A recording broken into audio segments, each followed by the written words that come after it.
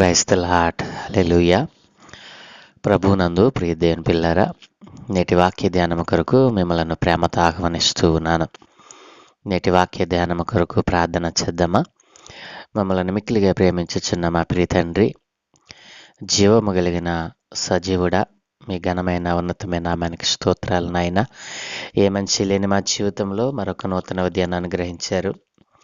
ఈరోజు యోబు గ్రంథము 21వ అధ్యాయాన్ని ధ్యానం చేయబోతూ ఉండగా, నాయన నీవే మాకు బోధించి నేర్పించమని, యోబు భక్తుని జీవితంలో నుండి కొన్ని ఆత్మీయ పాఠాలు మేము నేర్చుకోవడానికి మీ కృప చూపమని యేసయ్య నామమున అడిగి వేడుకుంటూ ఉన్నాము తండ్రి, ఆమెన్.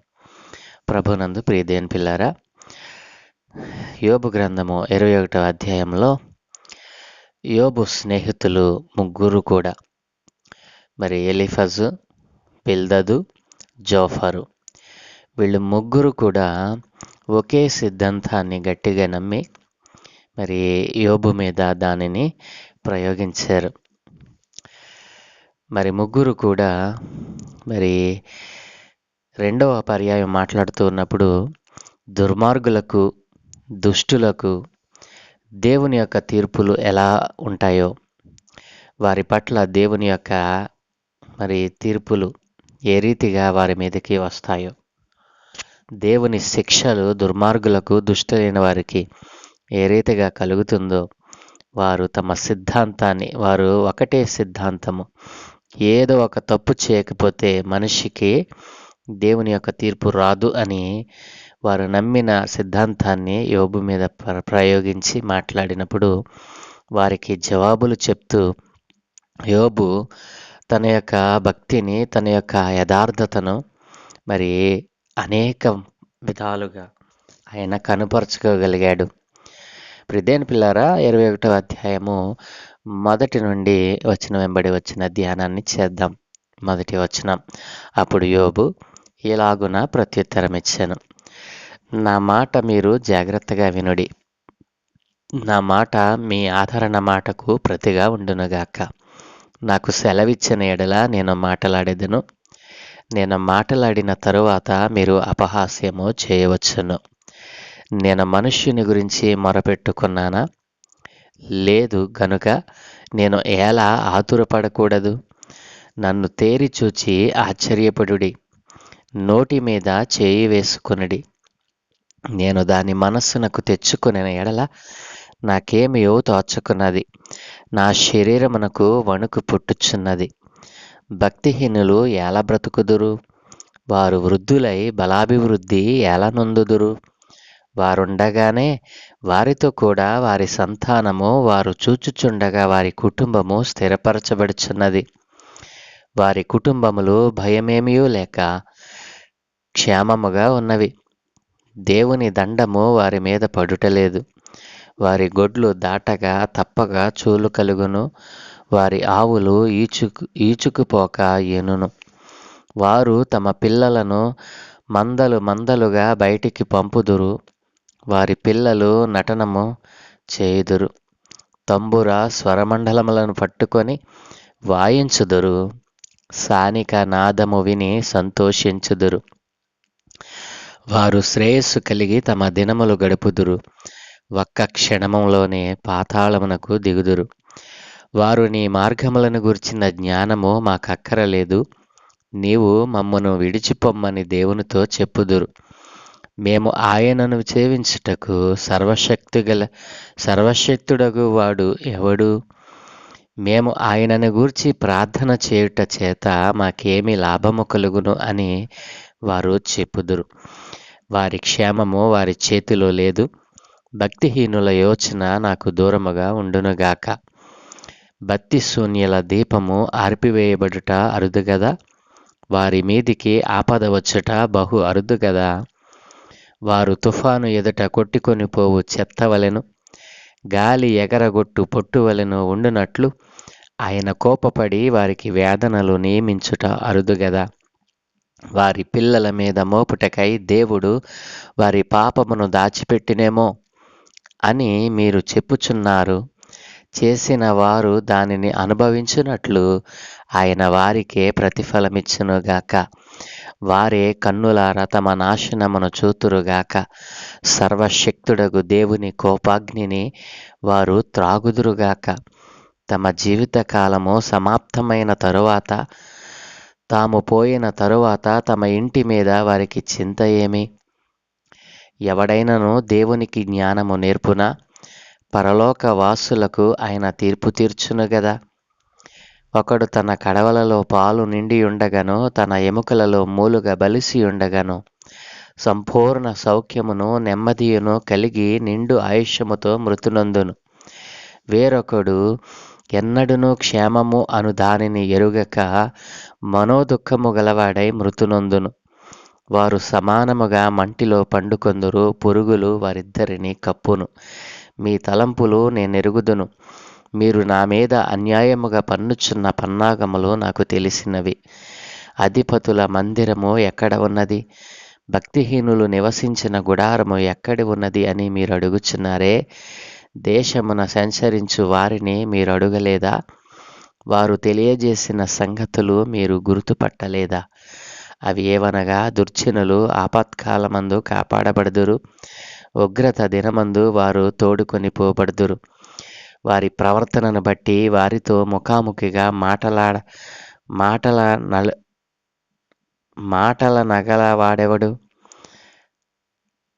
వారు చేసిన దానిని బట్టి వారికి ప్రతీకారము చేయువాడెవడు? వారు సమాధికి తేబడుదురు, సమాధి శ్రద్ధగా కావలి కాయబడును. పల్లములోని మంటి పిల్లలు వారికి ఇంపుగా ఉన్నవి, మనుష్యులందరూ వారి వెంబడి పోవుదురు. అలాగుననే లెక్కలేనంత మంది వారికి ముందుగా పోయిరి. మీరు చెప్పు ప్రత్యుత్తరములు నమ్మదగినవి కావు. ఇట్టి నిరర్ధకమైన మాటలతో మీరేలాగూ నన్ను వాదార్చజూచెదరు అని యోబు భక్తుడు మరి 21వ అధ్యాయంలో మాట్లాడుతూ అంటా ఉన్నాడు కదా. మీరు చెప్పేటువంటి ఈ యొక్క బోధ, ఈ యొక్క ప్రత్యుత్తరములు నమ్మదగినవి కావు. మీరు నిరర్ధకమైన మాటలతో మీరు నన్ను ఎలాగూ వాదార్చజుచున్నారు అని అంటూ ఈ ముగ్గురు స్నేహితులు రెండవ పర్యాయము మాట్లాడినటువంటి మాటలను ఉటంకిస్తూ ఆయన మరి యోబు మాట్లాడుతూ ఉన్నాడు. ప్రియదేవుని పిల్లారా, ఇలాంటి అర్థం లేని ఆరోపణలు విని యోబు వారికి సమాధానం ఎలా ఇవ్వగలుగుతున్నాడు అనుకుంటున్నారు? యాకోబు పత్రిక 5వ అధ్యాయము 11వ వచనంలో ఈ రీతిగా రాయబడి ఉంది. సహించిన వారిని ధన్యులను కొనుచున్నాము కదా. మీరు యోబు యొక్క సహనమును గూర్చి వింటిరి. ఆయన ఎంతో జాలియు కనికరమును గలవాడని మీరు తెలుసుకొని ఉన్నారు అని మరి యాకోబు భక్తుడు మరి యోబు గారిని గురించి వ్రాసిన సందర్భము. సహించిన వారు ఎవరట? ధన్యులు. మరి యోబు యొక్క సహనము ఎంత గొప్పది! ఆయన ఎంతో జాలితో కనికరముతో మరి తన స్నేహితుల గురించి, తన స్నేహితులు మాట్లాడినటువంటి ఆ వ్యర్థ మరి ఆరోపణలను, ఆ వ్యర్థ ప్రసంగాలను, ప్రత్యుత్తరములను గురించి ఆయన సహనముతో మరి చక్కగా వారికి జవాబిచ్చాడు. ఆయన ఎంతో జాలితో కనికరముతో మరి వారి స్నేహితులకు, తన స్నేహితులు అజ్ఞానముగా మాట్లాడుతూ ఉంటే దేవుని జ్ఞానం ఏమిటో, మనుష్య జ్ఞానం ఏమిటో, దేవుని యొక్క తలంపులేమిటో, మనుషుని యొక్క తలంపులేమిటో వారికి క్లియర్గా తెలియచేయగలిగాడు. మరి ఇలాంటి అర్థం లేని మాటలు ఒకవేళ మన జీవితంలో కూడా మనకు ఎదురై ఉంటాయి. అనేక మంది మనం శ్రమలో ఉన్నప్పుడు, వేదనలో కృంగిపోయి ఉన్నప్పుడు మరి అనేకమైనటువంటి సలహాలు, సూచనలు ఇచ్చి ఉంటారు. అట్టి సలహాలు దేవుని సంబంధమైనవి అయితే మనకు ఉపయోగపడేవే. కానీ వారిచ్చిన సలహాలు మరి లోక సంబంధమైనవి అయితే అవి మనకి ఎందుకు పనికిరానివిగా కనపడతాయి. కాబట్టి ఇక్కడ యోబు స్నేహితులు కూడా మరి అర్థం లేని ఆరోపణలు మరి యోబు పైన రుద్దడానికి ప్రయత్నం చేసినప్పుడు ఆయన ఎలా జవాబిలగలిగాడు? ఆయనలో ఉన్నటువంటి ఆ సహనము. ప్రియదేని పిల్లల యాకోబు భక్తుడు చక్కగా వటంకిస్తూ మాట్లాడుతూ ఉన్నాడు కదూ. సహించిన వారిని మరి ధన్యులనుకొనుచున్నాము కదా అంటూ సహించాడు. ఎన్ని మాటలు అన్నా మరి ఎంతగా మరి బాధించిన తన బాధలో కొంతైనా నివారణ చేస్తారని ఆశపడ్డాడు యోబు. కానీ తన స్నేహితులు ఆ బాధను రెట్టింపు చేశారు. కానీ కొంతైనా ఉపశమనాన్ని కలిగించలేకపోయారు వారి మాటల ద్వారా. కాబట్టి యోబు ఇట్లాంటి మాటలు విన్నప్పుడు కూడా ఆయన ఎంత సహనమును మరి ప్రదర్శించాడు. వారి పట్ల ఎంత జాలి చూపాడు, కనికరం చూపాడు. ఎందుకంటే సాక్షాత్తు దేవుడే దిగొచ్చేసాడు. ప్రియదేవుని పిల్లారా 38వ అధ్యాయంలోకి వచ్చేటప్పటికి వీరి మాటలు విని దేవుడే విసుగు చెంది మరి యోబు దగ్గరికి వచ్చేసి మాట్లాడుతూ ఉన్నాడు. ఎవరు వీరు ఇంత అజ్ఞానంగా మాట్లాడుతున్నారేమిటి? మరి వారి కోసం నువ్వు ప్రార్థన చేస్తేనే గాని నా యొక్క ఉగ్రత వారి మీదకి దింపేస్తాను అని దేవుడు అనటానికి గల కారణం యోబు చూపించినటువంటి సహనము. ప్రియదేవుని పిల్లారా, మరి ఎంత భక్తి, ఎంత విశ్వాసం, ఎంత యథార్థత లేకపోతే అన్ని మాటలు మాట్లాడుతున్న వారు, ఏ విధమైన ఆదరణ లేకపోయినా వేదనలో ఉన్నటువంటి వ్యక్తి అంత సహనాన్ని కలిగి ఉన్నాడు. వారికి చక్కగా జవాబులు ఇవ్వగలిగాడు. వారిని మరి గద్దించగలిగాడు దేవుని యొక్క జ్ఞానముతో. ప్రియదేవుని పిల్లారా, మరి నా మాట మీరు జాగ్రత్తగా వినండి. నా మాట మీకు ఆదరణ మాటకు ప్రతిగా ఉంటుంది. మీరు ఏదైతే ఆదరణ కలిగించాలని మాట్లాడుతూ ఉన్నారో దానికి ప్రతిగా నా మాట ఉండునుగా కానీ మరి ప్రార్థన చేస్తూ వారితో మాట్లాడుతూ ఉన్నాడు. నాకు సెలవిచ్చిన యెడల నేను మాట్లాడతాను. నేను మాట్లాడిన తరువాత మీరు అపహాస్యం చేయవచ్చు. నేను మనుషుని గురించి మొరపెట్టుకున్నానా ఏమిటి? లేదు కదా. నేను ఎలా ఆతురపడకూడదు మీరు చెప్పండి అని తన స్నేహితుల ముగ్గురిని అడుగుతా ఉన్నాడు యోబు. నేను మనుషుని గురించి మొరపెట్టుకున్నానా? నేను మొరపెట్టుకున్నది మరి సర్వాధికారి అయిన దేవునికే కదా. ఒకవేళ నేను మనుషునికి మొరపెట్టుకుంటే మీరన్నట్లుగా నేను దుష్టుడిని, దుర్మార్గుడినే. కానీ నేను మొరపెట్టుకున్నది ఎవరికి? సర్వాధికారి అయిన దేవునికి, ఈ సర్వ సృష్టిని చేసిన ఏకైక దేవునికి. మరి నేను ఆయనకి మొరపెట్టుకున్నాను. నా మొర ఆయన విన్నాడో లేదో అని నేను ఆతురపడకూడదా? స్నేహితులారా చెప్పండి అని అంటూ నన్ను తేరి చూచి ఆశ్చర్యపడుడి. నన్ను ఒకసారి చూడండి అయ్యా. నా బాధ, వేదన ఎంత విపరీతంగా ఉన్నదో నన్ను చూసి ఒకసారి మీరు మాట్లాడండి అయ్యా. లేదంటే నోటి మీద చేయి వేసుకురమని యోబు మాట్లాడుతూ ఉన్నాడు. నేను దాని మనస్సునకు తెచ్చుకునే ఎడల నాకేమీ తోచుకున్నది. నా పరిస్థితిని నేను ఒక్కసారి మనసులో ఆలోచించుకుంటే, నా మనసునకు నేను దానిని మరి ఊహించుకుంటేనే అసలు నాకేమీ తోచక ఉన్నది. నా శరీరము వణుకుతో మరి గజగజలాడుతూ ఉన్నది. మరి భక్తిహీనులు ఎలా బ్రతుకుతారు? వారు వృద్ధులై బలాభివృద్ధి ఎలా నొందుతారు? భక్తిహీనులు ఎలా బ్రతుకుతున్నారు? వారు వృద్ధాప్యంలోనికి వెళ్ళి మరి బలమును ఎలా పొందుకోగలుగుతున్నారు? వారుండగానే వారితో కూడా వారి సంతానము, వారు చూచుచుండగా వారి కుటుంబము స్థిరపరచబడుచున్నది. వారి కుటుంబములు భయమేమీ లేక క్షేమముగా ఉన్నవి. దేవుని దండము వారి మీద పడుటలేదు. ప్రియదేవుని పిల్లరా, భక్తిహీనులు ఎలా బ్రతుకుతున్నారు అనుకుంటున్నారు? వారు వృద్ధులై బలాభివృద్ధి ఎలా నొందుతున్నారు? వారుండగానే, ఈ భూమి మీద వారు జీవించి ఉండగానే వారి సంతానము మరి వారి కుటుంబము స్థిరపరచబడతా ఉంది. వారి కుటుంబాలు భయమేమీ లేక క్షేమంగా ఉంటూ ఉన్నాయి. దేవుని దండము వారి మీద పడుటలేదు. వారి గొడ్లు దాటగా తప్పక చూలు కలుగును. వారి ఆవులు ఈచకపోవును. వారు తమ పిల్లలను మందలుగా బయటికి పంపుదురు. వారి పిల్లలు నటనము చేదురు. తంబుర స్వరమండలములను పట్టుకొని వాయించుదురు. సానికనాదము విని సంతోషించుదురు. వారు శ్రేయస్సు కలిగి తమ దినములు గడుపుదురు. ఒక్క క్షణములోనే పాతాళమునకు దిగుతారు. ప్రియదేని పిల్లరా, భక్తిహీనులు ఈ భూమి మీద తమ సంతానాన్ని వృద్ధి చేసుకుంటారు. వారు మనం చూస్తూ ఉండగానే వారి కుటుంబము స్థిరపరచబడుతుంది. మరి భయం అనేటువంటిది లేకుండా క్షేమముగా మరి మేమున్నామని వారు అనుకుంటారు. దేవుని యొక్క తీర్పులు కూడా వారి మీదకు రావు. వారి గొడ్లు, వారి దాసీలు మరి మనం చూస్తూ ఉండగానే వృద్ధిలోనికి వెళతాయి. వారి పిల్లలు మందలుగా బయటికి పోయి మరి నటన చేస్తారట. మరి తంబుర స్వరమండలాన్ని పట్టుకొని వాయిస్తారట. సానికనాదం విని సంతోషిస్తారట. వారు శ్రేయస్సు కలిగి తమ దినములు గడుపుతారట. కానీ అట్టి వాటినన్నిటిని కూడా దేవుడు ఒక్క క్షణములోనే పాతాళానికి పంపుతాడంటున్నాడు.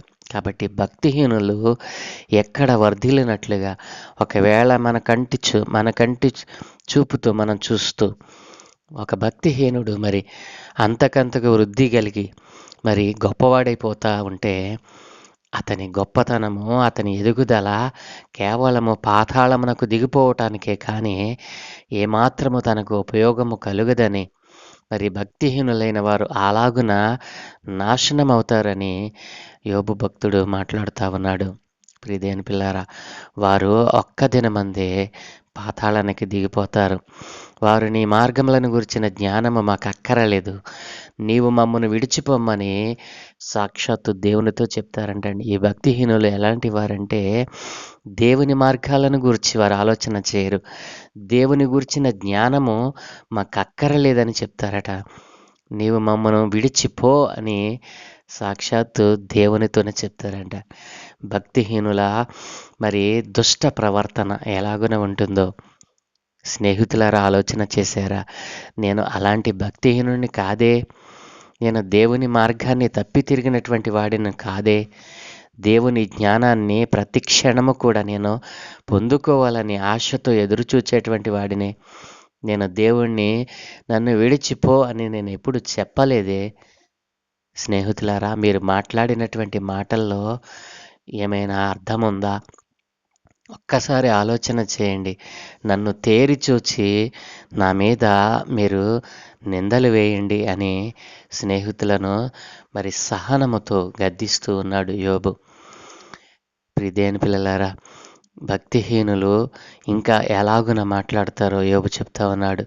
వారు మరి దేవుని మార్గములను గూర్చిన జ్ఞానాన్ని మాకు అక్కరలేదంటారంట. అలాగనే దేవుణ్ణి మమ్మల్ని విడిచిపో అని దేవునితో చెప్తారంట. ఇంకనేమంటారంట తెలుసా? మేము ఆయనను సేవించుటకు సర్వశక్తుడగు వాడు ఎవడు? ప్రియదేని పిల్లరా, భక్తిహీనుని నోట దేవునిని మర్యాదగా పిలిచేటువంటి మరి ఆ మాటలు వారి నోట మనకు రావు. ఆయనను సేవించటానికి సర్వశక్తుడగు వాడు ఎవడు అంటారట. ఎవడా? ప్రియదేని పిల్లారా, అమర్యాదగా నడుచుకోవటం భక్తిహీనులలో మనం చూస్తూ ఉన్నాం. భక్తిహీనుడు ఎవరిని కూడా గౌరవించడు. వాని నోరు తెరిస్తే అమర్యాద కలిగినటువంటి మాటలే వస్తాయి. మేము ఆయనను గూర్చి ప్రార్థన చేయట చేత మాకేం లాభం? భక్తిహీనుడు అనేటువంటి మాటలు ఎంత స్పష్టముగా భక్తుడు తెలియజేస్తా ఉన్నాడో తెలుసా? ప్రియదేని పిల్లారా, చూసారా? భక్తిహీనులు అంటాడంట, ఆయన గురించి ప్రార్థన చేస్తే మాకేంటి లాభం? ప్రియదేని పిల్లారా, భక్తిహీనులు తమ ధనాభివృద్ధి చేత అంతకంతకు పెరిగిపోతున్నారంటే కారణం ఏంటో తెలుసా? వారిలో దేవుడంటే భయం ఉండదు. దేవుణ్ణి వారు దూరం చేసుకుంటారు. దేవుని జ్ఞానాన్ని వారు మరి కావాలని అడగరు.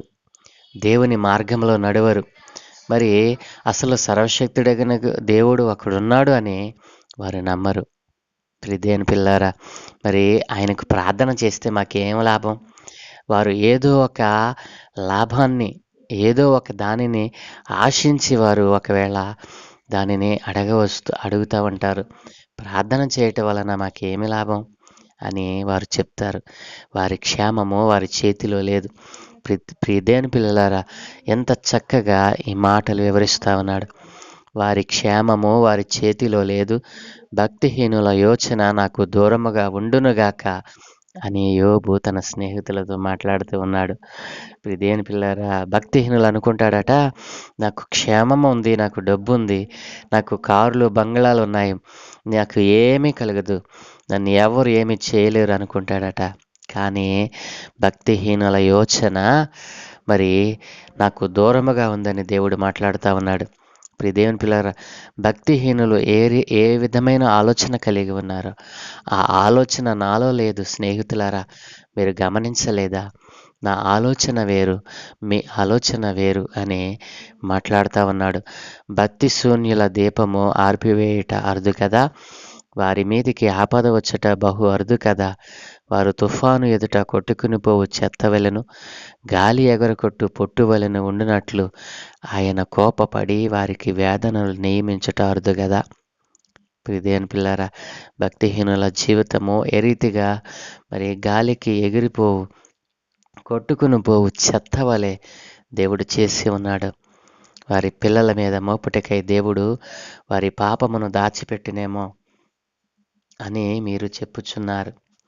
దేవుని పిల్లలారా, ఇక్కడ స్నేహితులు మాట్లాడినటువంటి మాటలు, వారి సిద్ధాంతము, వారి ఆలోచన విధానము ఎంత మరి అజ్ఞానముగా ఉన్నదో మనం ఈ మాట ద్వారా మనం చూడవచ్చును. దేవుని పిల్లారా, మరి వారి పిల్లల మీద మోపుటికై దేవుడట వారి పాపములను దాచిపెడతాడు.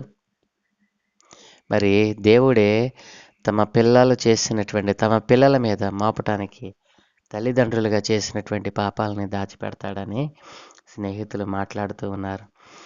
మరి వారి నాశనము తమ కన్నులారా చూస్తారు. సర్వశక్తుడగు దేవుని కోపాగ్నిని వారు త్రాగుతారు. తమ జీవితకాలము సమాప్తమైన తరువాత, తాము పోయిన తరువాత తమ ఇంటి మీద వారికి చింత ఏమి?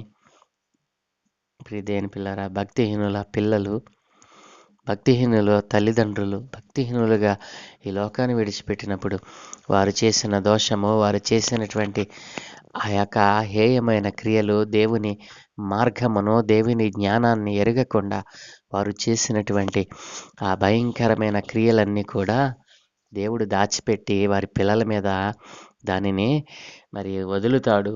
ఆ ఉగ్రతను వారి పిల్లల మీద, వారి కుటుంబం మీద మరి కుమ్మరిస్తాడని యోబు స్నేహితులు మాట్లాడినప్పుడు, అలాగనైతే ఒక భక్తిహీనుడు చనిపోయిన తర్వాత మరి అతని ఇంటి మీద అతనికి చింత ఏముంటుంది?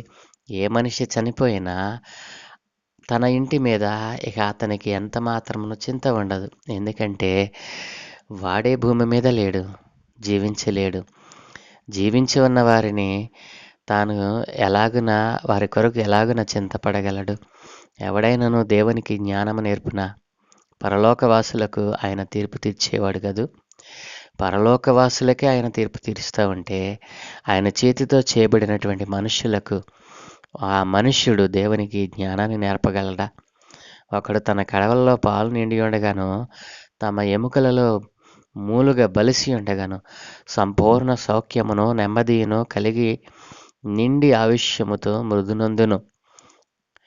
వేరొకడు ఎన్నడూను క్షేమమను దాన్ని నెరుకక మనోదుఖము గలవాడే మృతునందును. మరి వారు సమానముగా మంటిలో పండుకుంటారు, పురుగులు వారిద్దరిని ఒకే రీతిగా కప్పుతాయి. ఇక్కడ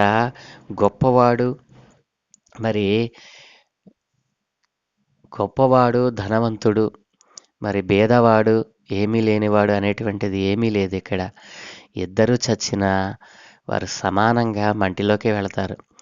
గొప్పవాడేమో మరి గొప్ప స్థలములో పెట్టబడిన గొప్ప మరి ఖరీదైనటువంటి వాటితో మరి చేయబడినటువంటి చెక్కపెట్టెలో వాడిని పెట్టిన, మరి ఏమీ లేని వాడిని మామూలు గుడ్డలతో చుట్టి మట్టిలో పడేసిన, ఇద్దరిని కప్పేది ఒకటే, మట్టి. ఆ మట్టిలో పండుకున్నప్పుడు పురుగులు మరి గొప్పవాడిని ఒకలాగాను, మరి ఏమీ లేని మరి ధనహీనుడను ఒకలాగాను అవి కప్పవు. ఇద్దరిని ఒకేలాగా అవి కప్పుతాయి, ఇద్దరిని ఒకేలాగా మొరగపెడతాయి, మట్టిలో కలుపుతాయి. దేవుని పిల్లారా, ఆలోచన చేశారా? మరి ఇంత మరి దేవుడు చేసినటువంటి ఆ యొక్క పరిస్థితి, దేవుడు చేసినటువంటి ఆ నియమము అందరి విషయాలలో ఒకటే కదూ. కాబట్టి మరి తన స్నేహితులను గురించి మరి యోబు మాట్లాడుతూ అంటూ ఉన్నాడు కదా. 27వ వచనం, మీ తలంపులు నేను ఎరుగుదును, మీరు నా మీద అన్యాయముగా పన్నుచున్న పన్నాగములు నాకు తెలిసిపోయినవి అని యోబు మాట్లాడుతున్నాడు. అధిపతుల మందిరం ఎక్కడ ఉన్నదని మీరు అంటూ ఉన్నారు. భక్తిహీనులు నివసించిన గుడారము ఎక్కడ ఉన్నదని మీరు అడుగుచున్నారే. దేశమున సంచరించు వారిని మీరు అడుగలేదా? వారు తెలియజేసిన సంగతులు మీరు గుర్తుపట్టలేదా? అవి ఏవనగా, దుర్జనులు ఆపత్కాలమందు మరి కాపాడబడుదురు, ఉగ్రత దినమందు వారు తోడుకొని పోబడుదురు. వారి ప్రవర్తనను బట్టి వారితో ముఖాముఖిగా మాటలనగలిగిన వాడెవడు? వారు చేసిన దాన్ని బట్టి వారికి ప్రతీకారం చేయవాడెవడు? వారు సమాధికి తేబడదురు, శ్రద్ధగా వారిని కావలి కాయబడును. పల్లంలోని మంటి పిల్లలు వారికి ఇంపుగా ఉన్నవి, మనుషులందరూ వారి వెంబడి పోవుదురు.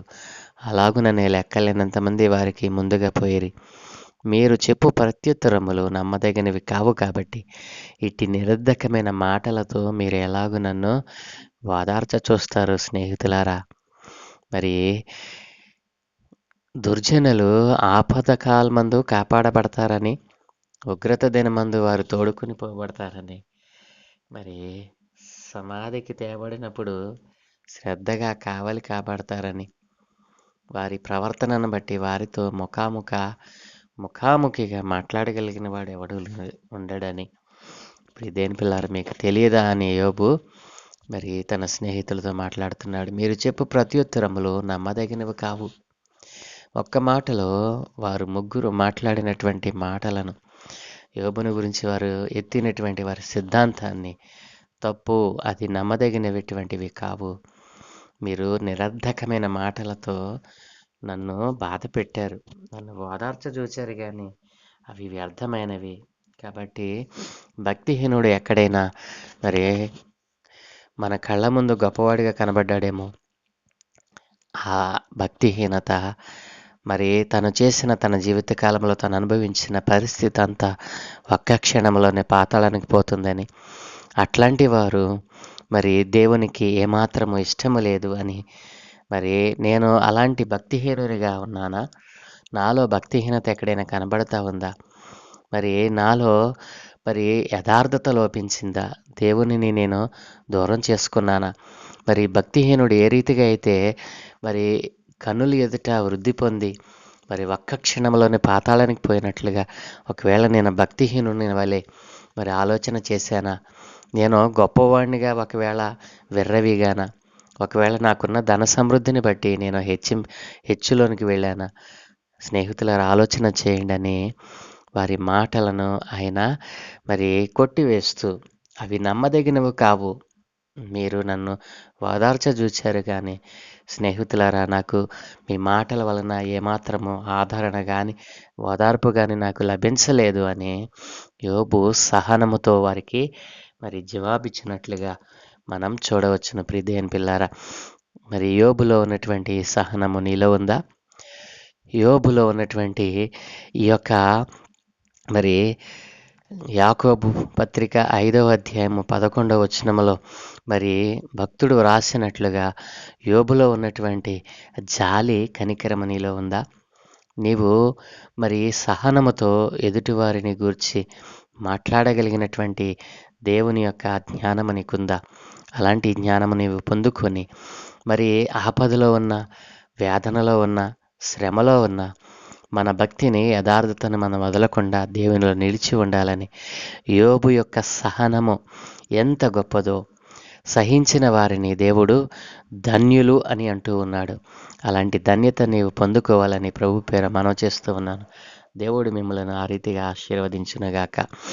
మమ్మల్ని మిక్కిలిగా ప్రేమించుచున్న మా ప్రియ తండ్రి, గొప్ప దేవానికి వందనాలు. యోబు భక్తుని జీవితంలో ఉన్నటువంటి సహనమును గూర్చి, అయా జాలిని గూర్చి, కనికరమును గూర్చి, తన స్నేహితుల పట్ల తను చూపిన సహనమును, జాలిని, దయను నైనా మేమునో కలిగి ఉండినట్లుగా సహాయము దయచేయమని, వారు ఎంత బాధించినా వారి మాటల ద్వారా మరి వెయ్యరాని నెపములు, దోషములు, మరి ఆరోపణలు యోబు మీద చేసిన మరి యోబు భక్తుడు ఎంత సహనముతో వాటిని మరి భరించాడు. అంత వేదనలో ఉండి కూడా యోబు భక్తుడు తన యథార్థతను, భక్తిని ఏ రీతిగా వదిలిపెట్టలేదు.